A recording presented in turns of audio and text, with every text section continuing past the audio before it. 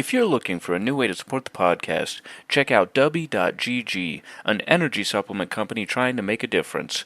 There you can use code SIDEMISSION for 10% off your order. Thank you to Dubby for sponsoring this episode, and we hope you enjoy.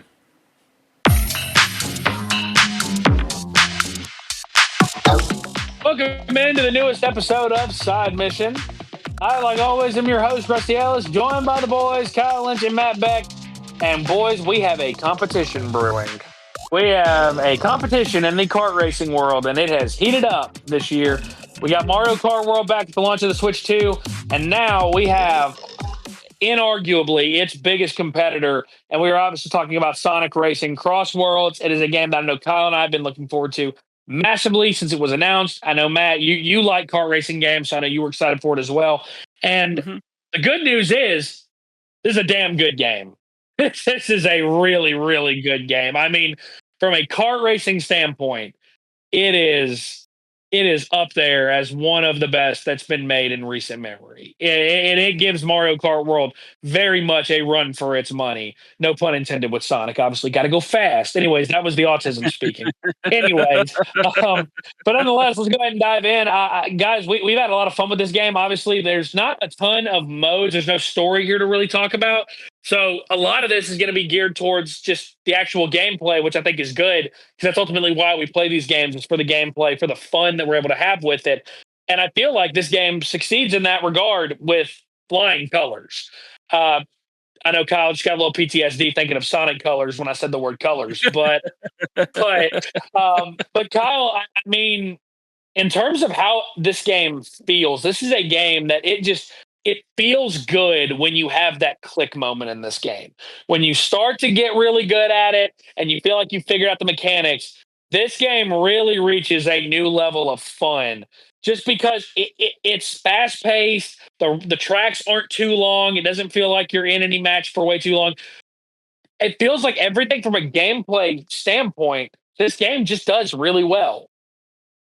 Yeah, this is definitely one of my favorite kart racers of all time. I think that even Crash Team Racing, it's hard to compare, but I mean, dude, the lack of, I think, extra modes is one complaint that I have. I mean, not that this needs like an open world like, Crash Team Racing or Mario Kart World, but I will say the constant festivals are a lot of fun. And I also like that if you miss out on them, it doesn't really matter, because the most you get out of it is a horn and a title, right? And some decals, like nothing, no car parts, no skins. If you want to do the festival online, go for it. If not, you're not missing anything. I love that, because my biggest complaint about a lot of recent multiplayer games is I'm sick of battle passes and I'm sick of skins. This game has skins. They're all unlockable through, playing the game. They're not timed. I hope they don't add timed skins in, because it really bogs it down and makes you feel like, oh, I have to get on and play this event this weekend, otherwise I'm missing out. And they don't do that, I think that you're right. That was one thing that I thought Crash Team Racing, when the remake came out several years ago at this point. God, we've known each other for a good minute now. Yeah. One thing that, like, I liked the content post launch, but it did frustrate me that, like, if there was a character or a skin that I wanted, if I didn't race at a particular time, I missed out on them. And I like that this game doesn't do that. Yes, and it's something that I think I want to praise, because we've had a few multiplayer games this year, Mario Kart, Night Rain, that haven't had battle passes, that don't do these stupid limited time skins. The skins are all, you can get them at whatever point in the game you want. We need more multiplayer games like that. I think that's one of the reasons why I'm having so much fun with these ones, Sonic, exclusively, because it's a little bit more competitive, I think, than Crash and Mario, because I don't know, it's hard, because in Mario you don't really, it's different because you don't really have the stats that go with the carts and the characters. You don't have any of the customization where you can kind of build your vehicle.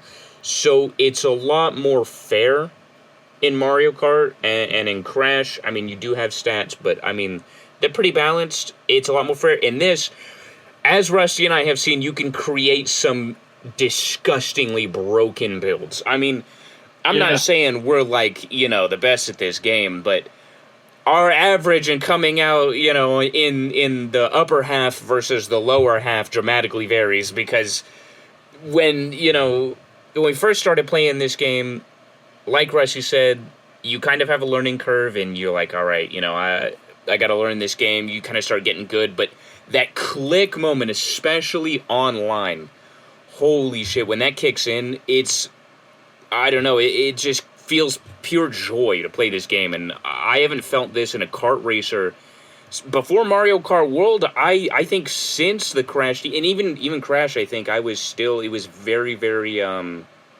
the learning curve is very high, and in this, and as well as Mario Kart, I feel like the learning curve is a lot more geared towards casual players.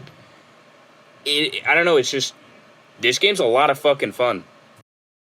Well, I think also that's the thing is that when you have that click moment, it's that dopamine hit that I think a lot of games miss nowadays. That ultimately we play these games to have fun. We play these games as a hobby to enjoy ourselves. We all work jobs where we're working 40+ hours a week, and we don't always have a ton of free time to game. So that when the limited time we do have the game, we're looking for that dopamine hit, for that hit of like, this is why I do this hobby. This is why I take part in this hobby because it's fun. I can play these games with my friends. And this game, I feel like, really epitomizes that. They built this game.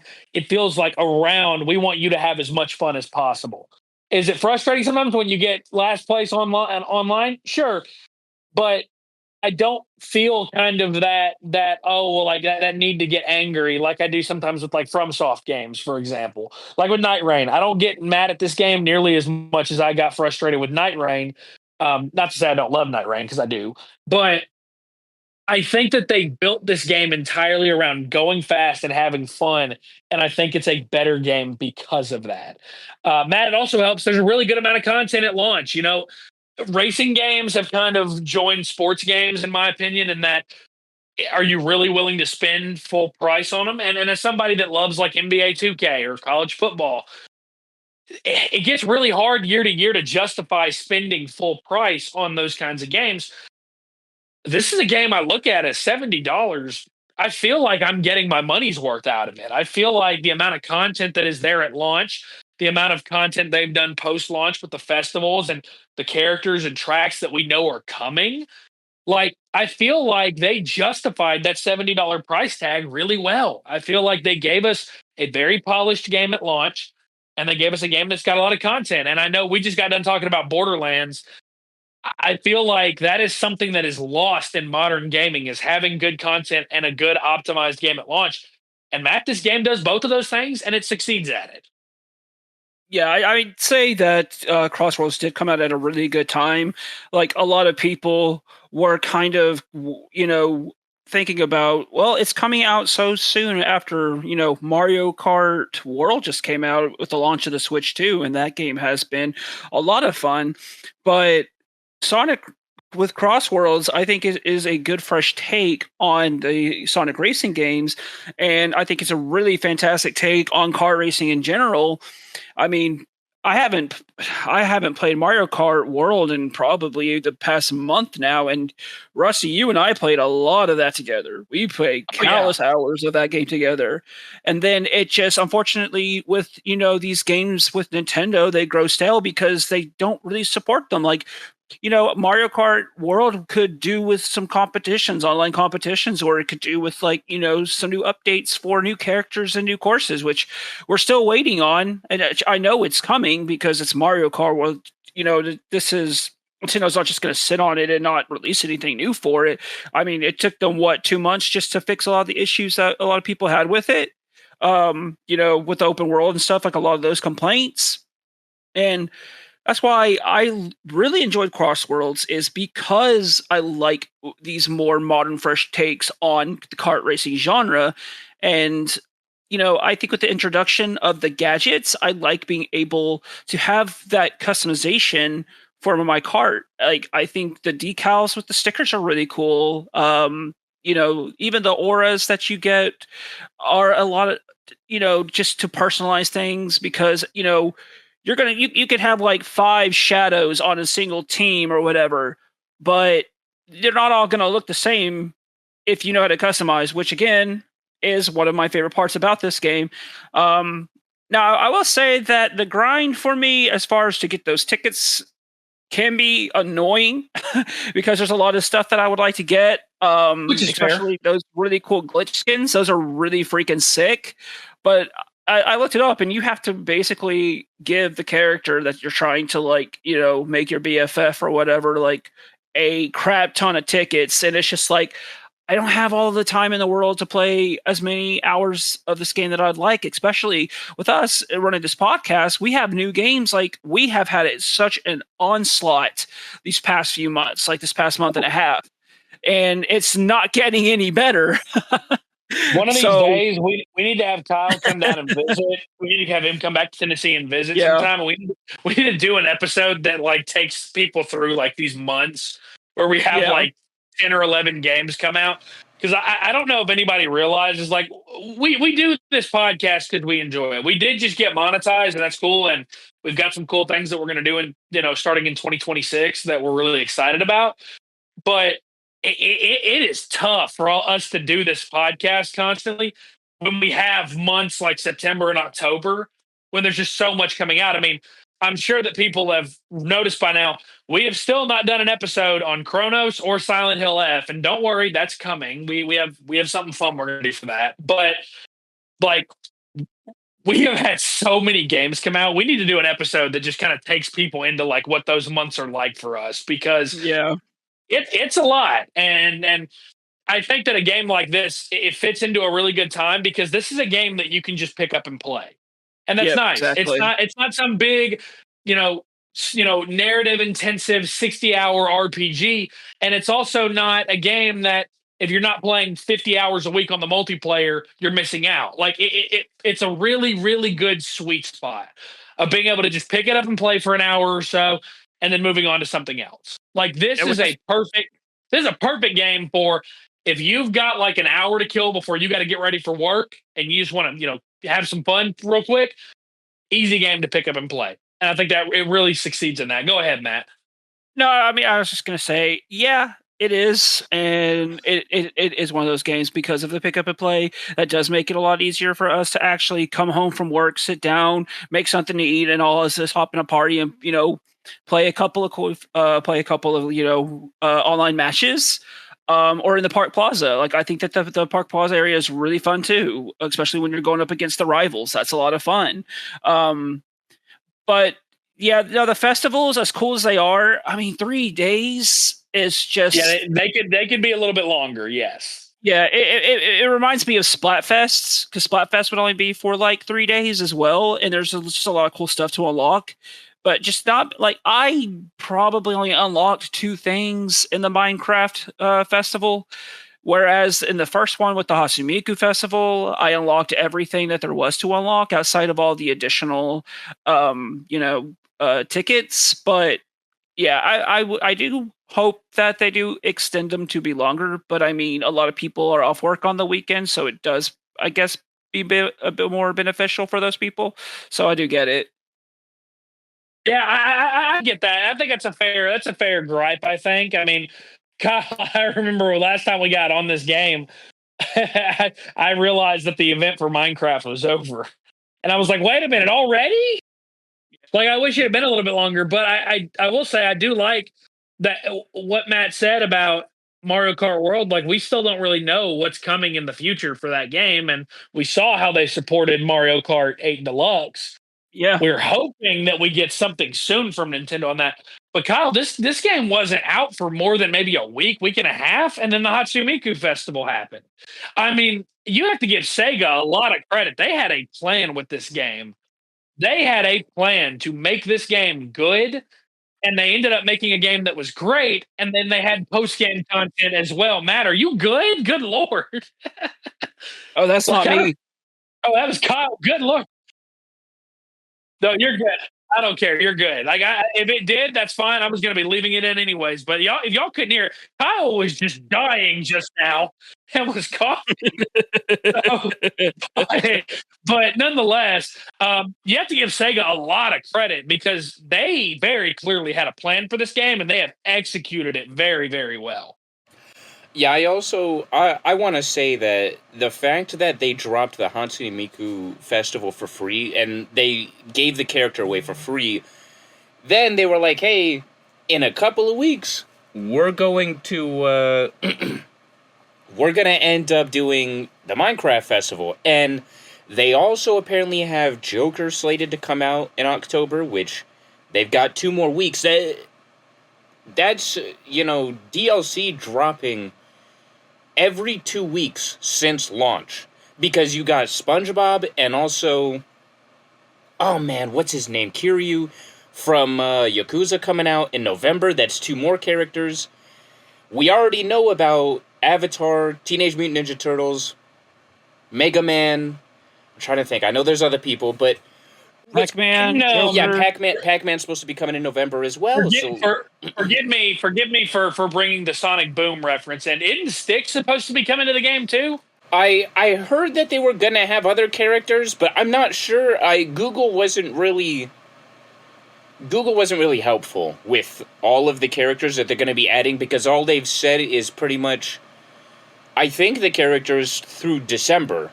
I don't know who's coming next year, and that is something that I am curious about.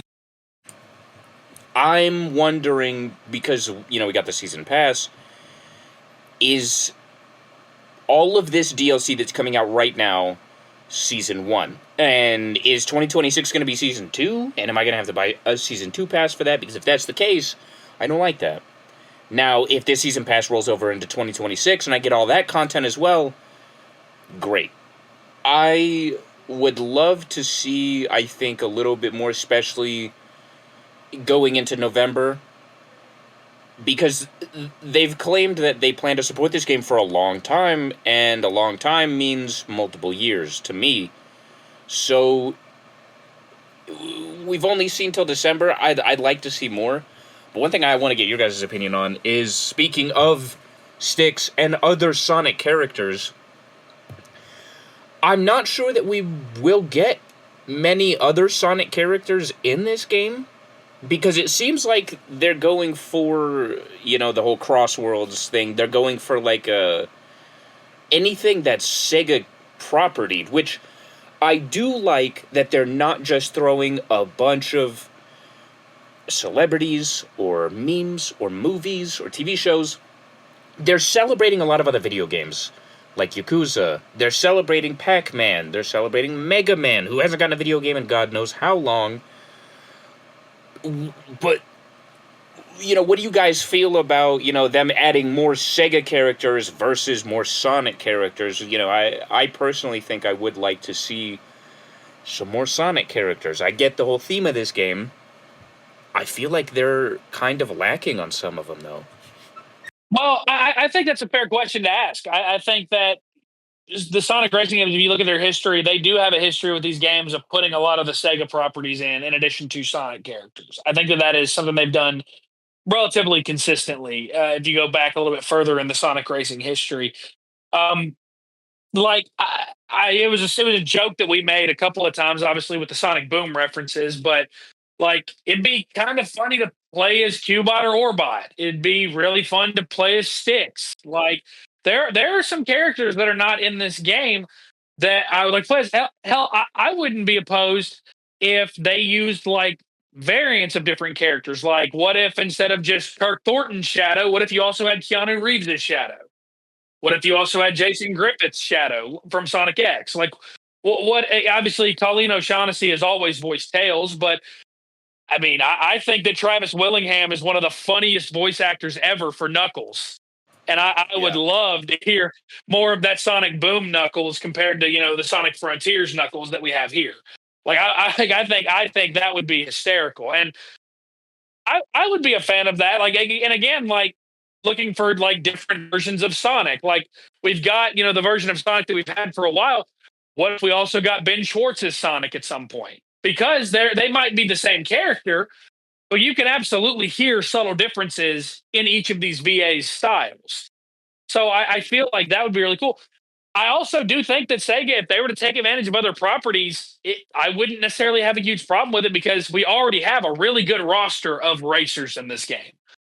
Like I've said that I've been very impressed with the variety online that we've seen because I'm not going to lie to you guys. When we went online for the first time, I was fully expecting Matt as Metal, you as Shadow, me as Silver, and then everybody else as Shadow. I was fully expecting that. I was fully expecting that. But the amount of people that have played Rouge or have played Blaze or have played, Vector, I think it's really impressive. And it says a lot about the roster they created here because there has been a lot of variety. I mean, I know to Kyle's chagrin, there have been a lot of people that have played as Big the Cat. And Yeah. and I know that Kyle hates that, but like I do think it's impressive that we have seen a lot of variety in the online, and that's a good thing. Because what I didn't want to see was everybody playing as just Sonic or just Shadow. I wanted to see people playing as several different characters, and I like that we've seen that. Funny enough, we've not seen hardly any people play as Amy, and that's kind of funny because Yeah. Don't recall a lot of kind of Amy's.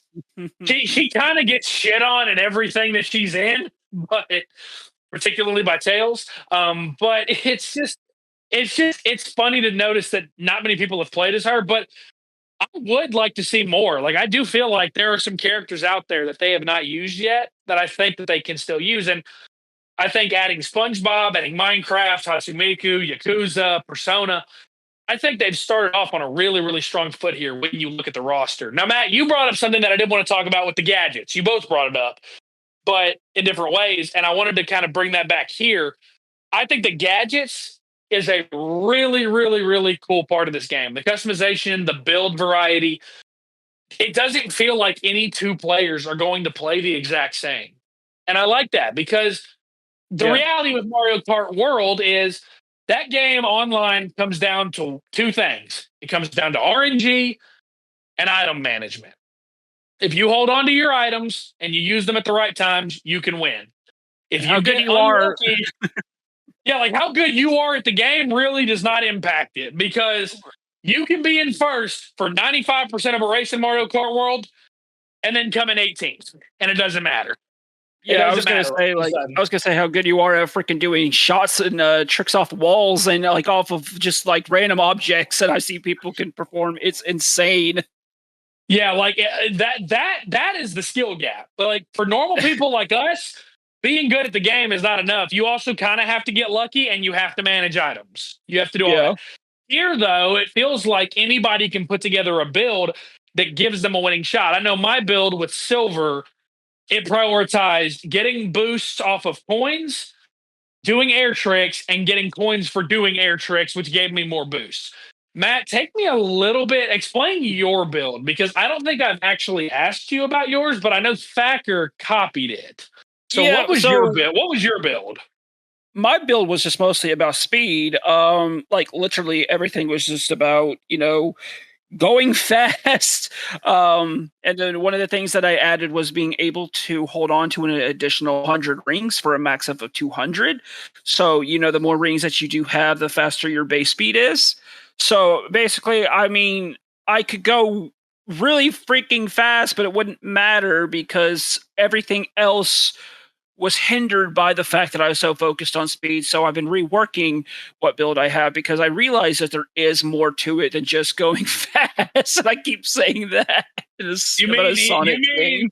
You mean in a Sonic game you can't just go fast? Yeah, apparently not. I mean, Sonic needs a car, so.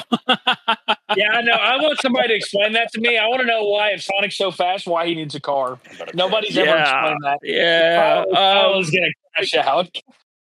Yeah, taking a look at there's a lot of gadgets here, not just for, altering the experience of your car, but being able to start off a race with for some reason, people want to start all race off with a monster truck, which is stupid because it really doesn't do much for you because you can crush a lot of people in front of you in the start of the race. But you're gonna get screwed over at some point, no matter how good you are. even the items themselves, I feel like are fairly well balanced. There's a couple that I absolutely hate. I think the slime is atrocious. Having to wiggle the stick that you use to drive is a terrible idea. But for the most part, I think the items are fair. I mean, there's no thunderclouds that make you small. There's no cheap shit like like in Mario Kart. Like Jesus Christ, there's so much in Mario Kart that I can't stand. There's cheap stuff. There's cheap stuff. Hold on now. There is cheap stuff. Yeah, I'm the sorry, saw blade. The saw blade sucks. That saw blade absolutely sucks. I'm sorry, Kyle, but the amount of times we've gone into like one of the super races, we'll be in first and second, and then we'll get the first or second place item. Oh, this shit makes me so mad. And it's like, oh, so I have to use this, and it's gonna hit me. Good, awesome. This is a great game. There is cheap stuff in the game, but I do agree that when you compare it to Mario Kart, the presence is significantly lower. I do agree. Yeah, I think my only complaint about the items is I think from the time you get hit by something, I think the recovery time is abysmal. Like it feels like it takes way too long to recover after you got say ran over or hit by a boxing glove. There's a gadget for that. There's a gadget for that. Of course there is. Of course there is. There's a gadget for everything in this game. Listen, man, there is always a workaround. Yeah, true that. And I like the fact that you can hold an item. And so I will say I like the fact that you are, warned when someone is aiming an item at you, and that if you have something that gives you a chance to block it. I think that's cool. Yeah, I do think that. I think that there are there's multiple ways to defend yourself from different items. And I think that's good. That's one thing I would give this game over Mario Kart World is that in Mario Kart World, if you got a blue shell thrown at you, there's one way to defend it. There's one way, and that's it. If you don't have a horn, oh well, you are SOL. So, but here, you can throw boxing gloves backwards if someone's throwing an item at you, and if you time it right, you can block them. There's the shield, there's the vortex, you can speed boost out of some of them. There's a lot of workarounds I feel for the items that if you're in first place, it gives you a chance to play defense. It gives you a chance. Whereas in Mario Kart World, if you're in first place, you get a double item block. You already know one of those items is going to be a coin. It's going to be a coin. You already know that. You know it's going to be a coin. And that's the other. And that exactly, it's going to be a mushroom, or it's going to be like a banana peel. It's going to be something that's very it's not really that much of a difference maker. But here, another thing, keep in mind the rings affecting your speed. You get the Omochao in first place. That becomes one of the best items you can get. Yeah. That all of a sudden that becomes one of the best items you can get because that can increase your speed. So all of a sudden you got a little bit of a lead. You can grow that lead even more by getting more rings. And I feel like that, again, this game gives you a chance in first to maintain first instead of just kind of it being a matter of time before you get blown up by 50 items in Mario Kart. So Jesus Christ, you're not wrong. I want to pose that question because you both knew this question was going to come up at some point. Yeah. In the battle of Mario Kart World versus Sonic Racing Crossworlds, where do you both come down? Kyle, you go first, then Matt. Man, I gotta say, if this was between Sonic Racing Crossworlds and Mario Kart 8 Deluxe, it would go to Mario Kart 8 Deluxe, probably. But Mario Kart World in its current form, I think, is probably lower than Sonic Racing Crossworlds for me because it's been quite a while. We have no word on any DLC, if it's going to be free, if it's going to be paid. I don't know anything about it. We know all about this DLC. I think that this game's a little bit more competitive because you can build your cart versus just kind of choosing carts. I will say that for Mario Kart, I think that they have a lot more skins, a lot more carts. There's a lot more variety, even though you can kind of mix and match your carts here. They have a lot of unlockable carts and skins in Mario Kart World.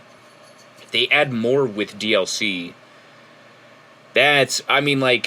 You're getting, one car per DLC in Worlds.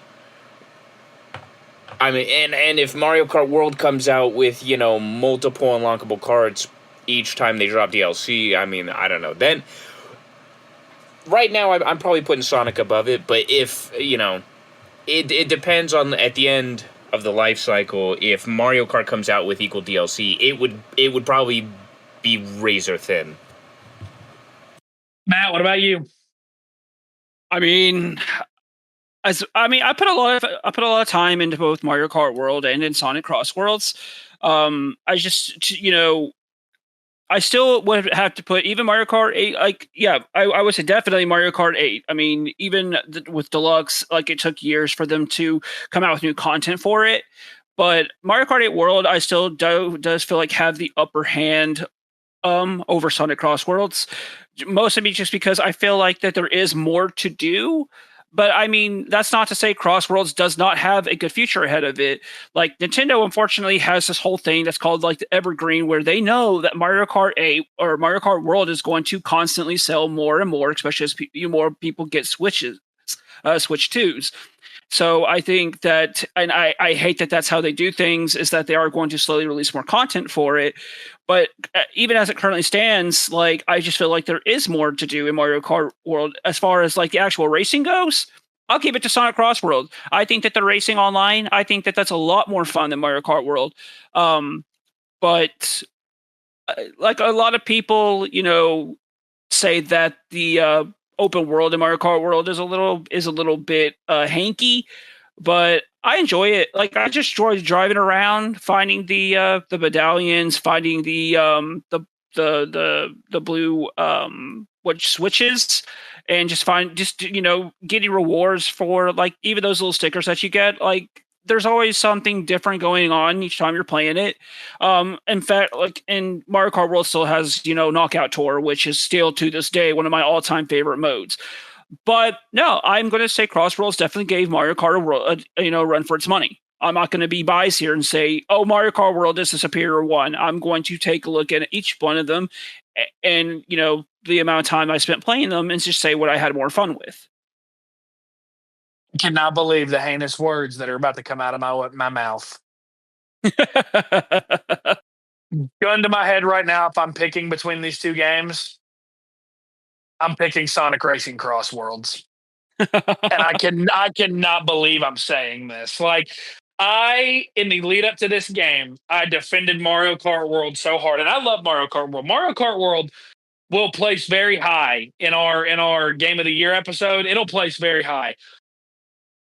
I see this as a game that, Kyle, as many games as we play on PlayStation and as many games as we install and uninstall, I don't foresee this game getting uninstalled anytime soon. I think that when you look at the content and the post-launch plan, I think it's impossible at this point to not give it to Sonic Racing Crossworlds. I think that Mario Kart World is a great game. It's one of my favorite kart races I've played. This is a generationally good kart racer. This is a generationally good. And this is a game that I own it digitally. I would buy a physical copy of this game just to have. I love this game. I think it's great. And surprisingly enough, we talked about in the Borderlands episode about that being a game that hasn't gotten a ton of hype. I guess I'm kind of surprised. I know a lot of people talked about it when it first came out, but I'm really surprised by the amount of people that are not talking about this game. I am really surprised by that because I do think that in terms of a racing game being worth the money, having a good post-launch plan and having plenty of content and being well optimized at launch, this game checks all those boxes multiple times over. I think that it is a fantastic game, which does allow me to go ahead in the event that we have not announced it already. Anyone who didn't know, which I know is probably most of the people that listen to this, because I've only told like one or two people. I don't know how many people y'all told. We're not doing a top 10 this year. We're doing a top 15. And that was a decision we came to, I think, mainly because of just how many great games. Like, boys, we talked about it. This has been a great year for gaming. This has been a fantastic year for gaming. And, yeah, I can only speak for myself because I don't know how much Matt has played because he just got it today after he got off work. But I kind of love Pokemon Legends ZA. I kind of love it. I know, hard to believe the guy with 5 Pokemon tattoos loves Pokemon Legends ZA. But like, think about it in a year. Like, when was the last time we talked about Doom: The Dark Ages? When was the last Yeah. time, Matt, we talked about Monster Hunter Wilds? Yeah. Like, there were some great games that came out earlier in this year that we have not discussed in months, to where we needed to do a top 15 because it wouldn't feel right not having them on the list. It would not feel right. And I think we all have a lot to say about each of those games respectively. And I'm excited that we're doing a top 15 instead of a top 10, because I think that's going to make the race for number one very, very interesting, even though I think all three of us are going to be surprised by what ends up there at the end of the year. Yeah. I think we're going to be very, very, I think we're going to be surprised. And Kyle, the reality of all this is this: all these games coming out is great, just to get bodied by Kirby Air Riders. All this to get bodied by Kirby Air Riders in November. I cannot wait. Dude, that game. Listen, this game, I'm telling you, how ironic for us to say generational kart racer, because the kart racing in Kirby Air Riders is just one of the game modes. You see, we talked about how there's, a lot to do in Mario, there's a lot to do in Sonic, and it's like, they've really upgraded the racing and all this, and blah, blah, blah, blah, blah. Kirby is going to slaughter both of them in one of the 3 game modes it's going to have. It cannot even compete. Open world in Crash Nitro Fueled from when they remade it, fuck that. Mario Kart's open world, garbage. City Trial, peak. I'm telling you, City Trial alone, game of the year. I don't even know what Sakurai's cooking for this last mode, because they said they're not even going to show it off until the next Kirby Direct.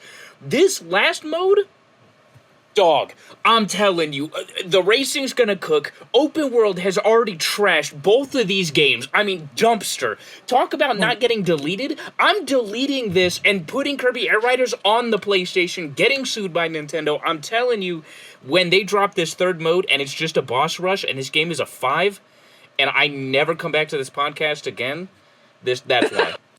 What on earth just happened? Kyle hit the Adderall a little too hard before this episode, and that's probably on me for mentioning Kirby. I will say this: the release of Kirby Air Riders has the potential to make this maybe the greatest year in kart racing game history. Yeah. It might. Arguably, it already is with Mario Kart World and Sonic Racing Crossworlds. It arguably already is, but I don't know if I can think of a year for just that genre in particular that would be better than this year if Kirby Air Riders comes out and it's a banger like it looks like it's going to be. So that's going to be exciting. We have a lot more to talk about, obviously, in the coming weeks. Again, Pokemon Legends ZA is coming as well. We've got other games that we need to get recorded soon, I believe. I know we're going to do one for Chronos and for Silent Hill F. That's going to be a lot of fun. We're excited for that. Ghost of Yotei, obviously, we have a lot to say about that game in particular. So there's a lot of really, really good content coming as we're starting to wind down the year a little bit when it comes to bigger releases. And even still, none of that factoring in Metroid Prime 4 in December. None of that factoring that in as well. Like, there's a lot coming still. Ninja Gaiden 4 next week. The new SpongeBob game, which Kyle, I know you've been playing a lot of the demo of. That looks really good as well. There's a lot coming still this year. This is going to go down as one of the best years in gaming for sure. So that is going to do it for this episode of Side Mission. You can follow us on Twitter at Side Mission Pod. You can follow us on Facebook as well at Side Mission Podcast. For the boys, for Kyle, for Matt, I'm Rusty. Thanks for listening.